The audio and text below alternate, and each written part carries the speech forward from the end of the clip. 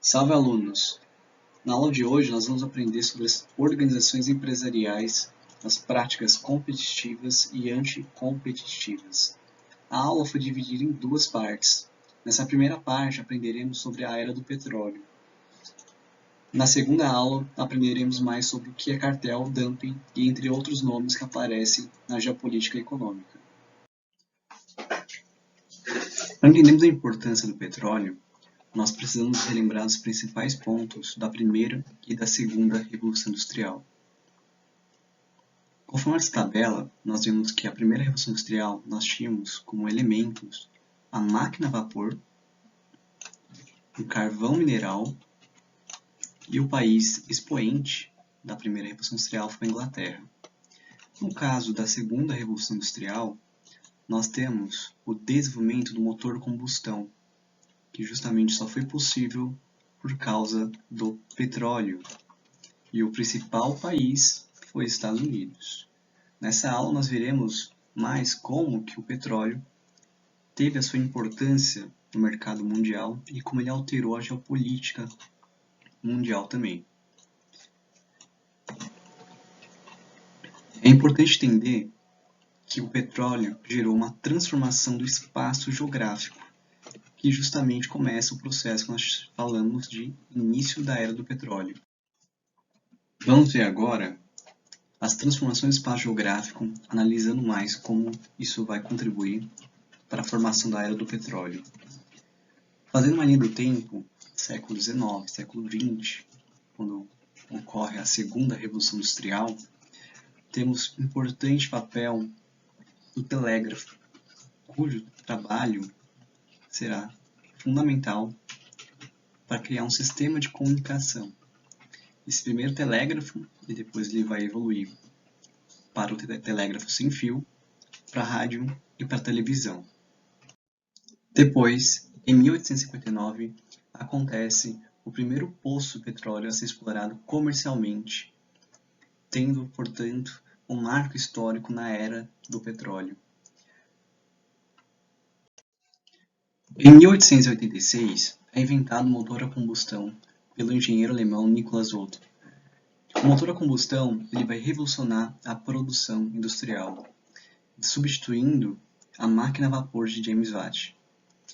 Esse motor a combustão é bem mais leve e mais potente, energicamente econômico. Com o início da exploração do petróleo nos Estados Unidos e a criação do motor a combustão em 1866, começa então a produção de carros, e esses carros vão revolucionar o mundo. Serão criados rodovias para ligações e transporte. No século XX, começa um novo processo, principalmente nos Estados Unidos agora. Justamente, a empresa Ford começa a criar seu modelo Ford T, o mais famoso estilo de carro vendido nos Estados Unidos.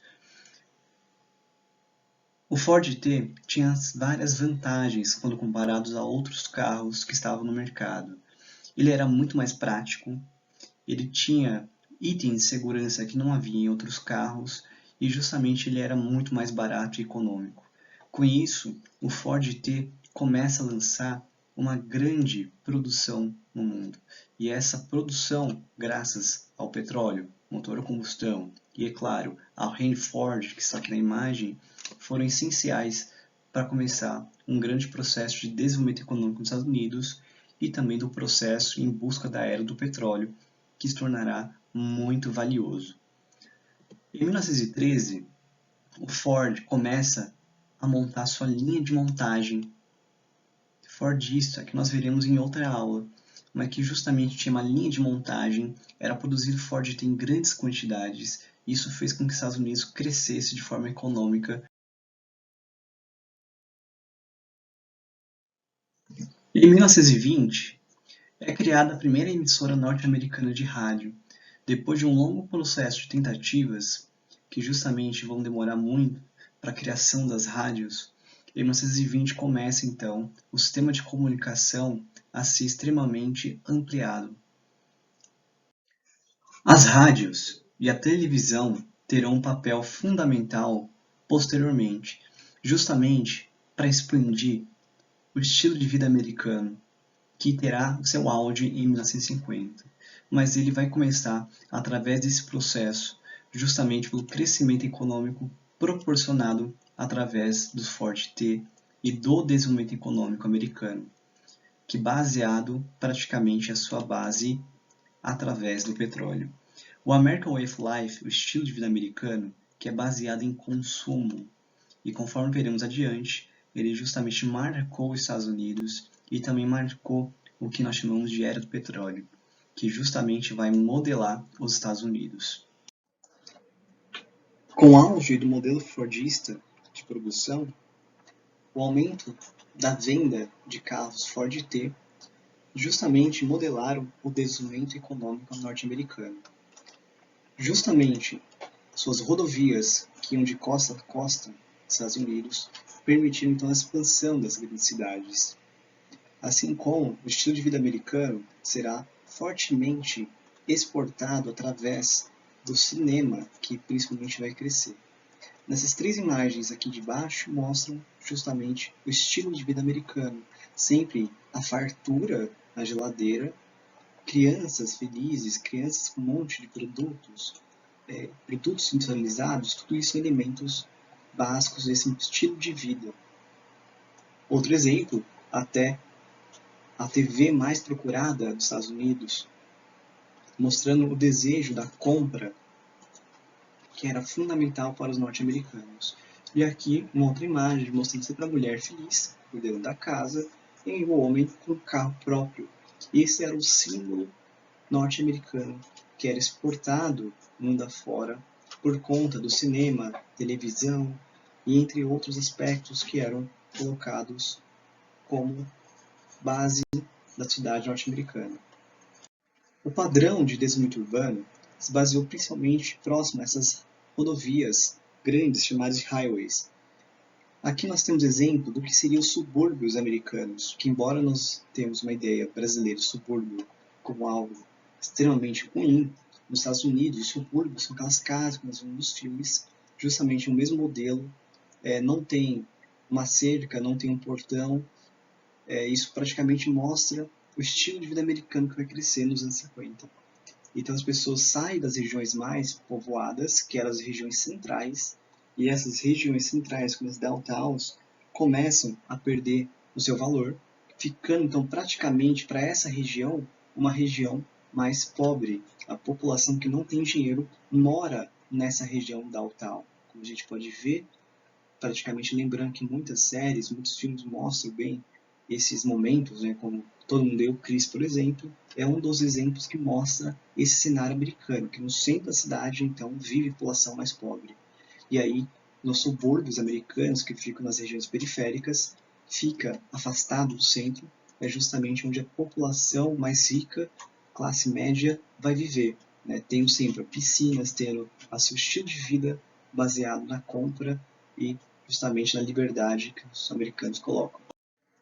Entendendo esse crescimento econômico norte-americano, que foi justamente centrado no desenvolvimento das indústrias de petróleo, nós podemos agora entender um pouco mais do porquê nós chamamos de Era do Petróleo. Essa Era do Petróleo, que vai ser fortalecida com a segunda Revolução Industrial e vai impulsionar um ao outro, fez com que o consumo de petróleo mundial aumentasse drasticamente. Nesse gráfico, é possível ver a dimensão que irá alcançar o petróleo. Na linha azul, mostra o aumento da população mundial. Já em vermelho, nós temos o consumo mundial de petróleo.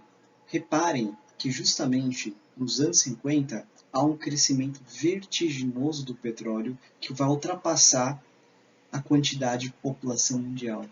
E por que isso ocorre nos anos 50? Nós vimos que é justamente o American Way of Life. Justamente com a exportação do estilo de vida americano e ao crescimento econômico que vivenciará nos Estados Unidos,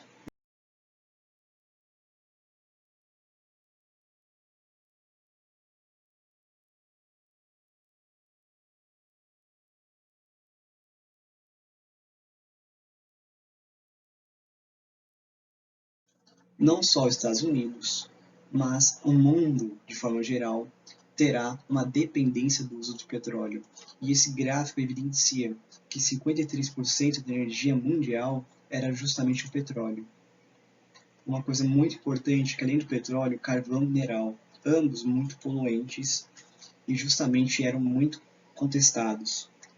Lembrando que a partir de 1973 surge a primeira crise do petróleo, que vai colocar então em evidência o perigo dos países dependerem justamente dos países do Oriente Médio, os maiores produtores de petróleo do mundo, e justamente vão começar a buscar alternativas. E quais serão as alternativas que eles vão buscar? Justamente o uso de fontes renováveis. Reparem que em 2005 a produção energética mundial ele muda um pouco.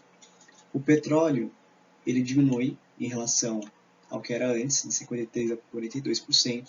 O carvão de 23% vai para 17%. E o gás natural ele aumenta. Reparem que 23% gás natural contra 19%. Outras energias, como nuclear, aumenta 11% e as fontes renováveis também aumentaram. Outra coisa importante é justamente os países com alto IDH, conforme nós vemos aqui, os mais próximos a 1, são os países com alto desenvolvimento e são eles que mais usam o petróleo. Até agora, vocês viram que justamente a segunda revolução industrial levou então um consumo de petróleo mundial. E à medida que esse preço do petróleo não era tão problemático, pois ele era muito barato no início do século XIX, quando começa então a surgir grandes corporações mundiais econômicas, isso começa então a levar uma guerra comercial entre os países. Isso justamente começa então a alterar muito a geopolítica mundial. Não é à toa que, como a charge coloca clássica, é que um dos derivados do petróleo seria justamente a guerra.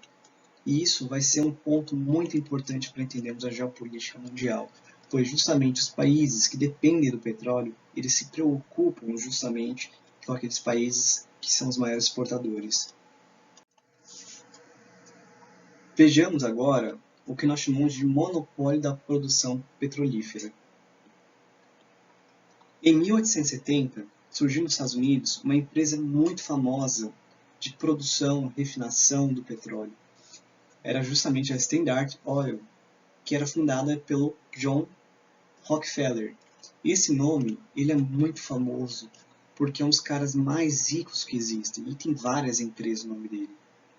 Essa empresa, então, ela vai ser a mais importante até um certo momento. Não era a única, mas ele vai dominar praticamente toda essa produção, desde a extração do óleo cru, ou seja, retirar aquele óleo in natura, a transformação daquele óleo em combustível, como gasolina, diesel, querosene, e vai ter as refinarias de petróleo, ou seja, para alterar esse óleo cru, os oleodutos, que seria o transporte do óleo, e também vão ter muitos bancos de investimentos que vão fazer mega financiamentos a nível mundial. O crescimento tanto da Standard vai ser tão forte que justamente nos Estados Unidos, em 1911, a justiça americana vai obrigar a Standard Oil a dividir-se em 34 empresas para quebrar justamente o monopólio que havia essa grande empresa nos Estados Unidos. Dessa forma, a divisão da Standard não enfraqueceu a empresa e muito menos democratizou a produção do petróleo. O império da família Rockefeller e da empresa Standard Oil justamente só aumentaram à medida do tempo. Essa figura mostra justamente as várias empresas ligadas à Standard. Aqui nós temos várias famosas que vão dominar o mercado petrolífero, como a Exxon. Temos aqui a Standard Oil New York, que terá a Mobil, por exemplo. Nós temos a Standard Oil da Califórnia, que terá uma compra justamente da empresa Texas e Chevron. Outras duas importantes americanas, como a Texaco e a Gulf, justamente vão fortalecer ainda mais o poderio americano. E outras duas grandes empresas europeias, anglo-saxônicas, como a BP e a Shell, vão ser fundamentais. Aqui nós temos que a BP anglo-americana compra justamente essas duas grandes empresas aqui e as suas modelações. Ou seja, praticamente o mercado petrolífero será concentrado a partir de 7 grandes empresas, que serão chamadas 7 irmãs, e terá apenas 2 capitais diferentes, nos Estados Unidos, com 5 empresas, e 2 anglo-saxônicas. Lembrando que a Standard Oil da Rockefeller teve que ser subdividida em 34 empresas para quebrar o monopólio, em 1928, aquelas grandes empresas se vão juntar no acordo que vai formalizar o que nós chamamos das 7 irmãs, as 7 grandes empresas de produção do petróleo, que estão destacadas nessa parte do slide. Essas 7 empresas criaram um cartel, que justamente eles vão controlar a produção e o preço do petróleo. Depois nós vamos ver um pouco mais sobre esses conceitos geopolíticos, como cartel, dumping e entre outros. Aqui na imagem, o que está destacado em vermelho são justamente as empresas de origem anglo-saxônica. As demais empresas que estão aqui são justamente empresas americanas. Então reparem que essas 7 maiores empresas do mundo controlaram justamente a produção e o controle do petróleo. Em 1950, muitos países que eram grandes produtores de petróleo começaram a criticar essa concentração do capital das 7 irmãs, que praticamente compravam petróleo muito barato e acabavam enriquecendo. Lembrando que essas empresas faziam tudo, né? Desde retirar o óleo bruto, desde a transformação do óleo bruto, desde a comercialização do óleo bruto e assim por diante. E eles tinham então um grande monopólio, né? Que aí nós chamamos de oligopólio, pois era formado por poucas empresas. Em 1960, o jogo vai mudar. A criação da OPEP em 1960 vai ser essencial para quebrar esse monopólio. Bom, quebrar, mas substituir por outro. Pois justamente a OPEP vai pressionar as organizações internacionais e esses países, justamente na ONU, por exemplo, para que eles consigam, esses países, terem mais direitos sobre a comercialização daquela matéria-prima que tem em seus países. Através disso, eles conseguem, então, exigir um aumento no preço dos royalties, ou seja, né, que seria aquele direito de comercializar. Com isso, começa a surgir um outro cartel, o cartel através da OPEP, que agora que vai fazer o controle da produção e da venda. De um ponto de vista, se a gente observar, as 7 irmãs também faziam cartel, só que quem acabava se enriquecendo era justamente países que já eram extremamente fortes na economia. Com a OPEP, começa então a alterar um pouco a geopolítica mundial. E lembrando que foi a OPEP responsável por justamente levar aquela primeira crise do petróleo, né? Na verdade, de colocar na mão na massa. Lembrando que aquilo foi um conflito entre Israel e Palestina e os países árabes, que justamente Israel então acabou vencendo a guerra e não devolveu os territórios que não era dele, e através disso os países do Oriente Médio, que eram a maioria da OPEP, acabaram aumentando o preço do petróleo e provocando a crise do petróleo de 1973. Aqui na imagem nós temos os países que participam da OPEP, conforme nós vemos aqui, fundada em 1960, e esses são os países que entraram na OPEP, e são os maiores produtores e exportadores de petróleo do mundo. E se a gente reparar no mapa, nós temos a sua maioria nos países africanos, no Oriente Médio e alguns países da América do Sul. Essa outra organização aqui, que aparece, OPEP, é a Organização dos Países Árabes Exportadores de Petróleo, ou seja, ela só é os países relacionados aos países de religião islâmica, que pode ser tanto o Oriente Médio, que é a sua maioria, como muitos países africanos também, como por exemplo o Egito, está também aqui como país da OPAEP. Então esses países começaram a cobrar mais royalties da comercialização e também cobrar o imposto das empresas transnacionais, ou seja, aquelas empresas de capital norte-americano, como a Standard Oil e suas demais empresas, ou também das empresas britânicas. Nós já vimos esse mapa quando abordamos as fontes de energia. É importante relembrar alguns pontos muito importantes. Por exemplo, a América do Norte, reparem que ele tem muito mais o consumo do petróleo. Já em relação à produção, os Estados Unidos têm pouca produção. Por que isso ocorre? Quer dizer então que os Estados Unidos tem que consumir muito mais petróleo de fora do que ele realmente tem de petróleo no seu território. Se compararmos agora com o Oriente Médio, veremos que eles têm muito mais produção do petróleo e pouquíssimo consumo. Separar os demais países, eles vão ter geralmente os fatores. Países desenvolvidos serão mais iguais nesse sentido, eles consomem muito mais petróleo do que produzem. Já os países mais subdesenvolvidos, eles terão praticamente o efeito contrário. Eles terão muito mais produção do que o consumo. Nós também já vimos esse gráfico que mostra a evolução do preço do barril do petróleo, justamente em dólares, o preço por barril. Lembrando que nos anos 70, o preço do barril era 1,80. Quando surge a crise de 1963, por conta da guerra do Yom Kippur, que é entre Israel e os países árabes, o preço ele vai aumentar. Depois disso, a segunda crise do petróleo em 1979, por conta da Revolução Iraniana, provocou também o aumento do petróleo. De repente, o preço do petróleo nunca mais foi o mesmo, tendo momentos de queda e depois momentos ascendentes, justamente do preço. E esses são os motivos que tem que se preocupar com os conflitos que ocorrem no Oriente Médio.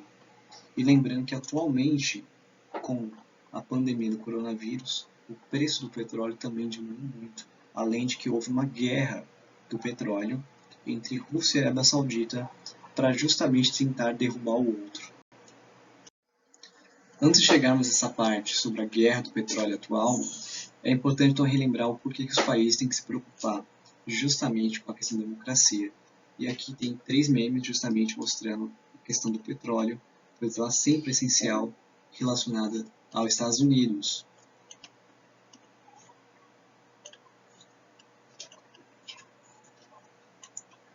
As guerras, que são motivadas por motivos pessoais, políticos e econômicos, que muitas vezes estão preocupados com a questão de governos que não serão amigos, aliados dos Estados Unidos, podem, portanto, aumentar o preço do petróleo e dificultar. Esse é o caso, por exemplo, do Irã. Já a Arábia Saudita, que é muito aliada dos Estados Unidos, eles justamente fortalecem, os laços com os Estados Unidos e para eles não há nenhum problema. Lembrando que aquele discurso de que muitos dos Estados Unidos usam, de que não é uma democracia, o Irã, por exemplo, mas nem a Arábia Saudita tampouco é. E os Estados Unidos também apoiou, por exemplo, ditaduras no Egito e entre outros países do Oriente Médio. E isso não haviam discussões.